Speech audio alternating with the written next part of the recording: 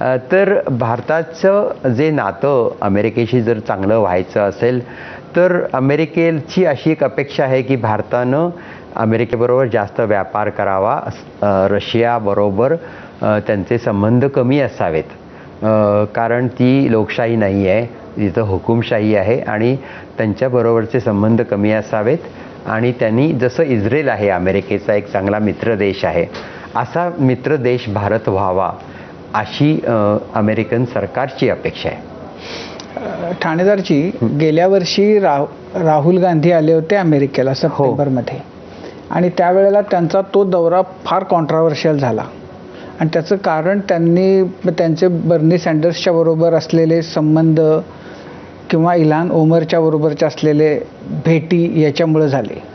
तर जेव्हा ती कॉन्ट्राव्हर्सी झाली तेव्हा जे फोटो आले त्यात राहुल गांधींच्या बरोबर इल्हान ओमर तर होत्याच, पण तुम्ही पण त्या फोटोमध्ये होता. हो. आणि तो फोटो खूप व्हायरल झाला.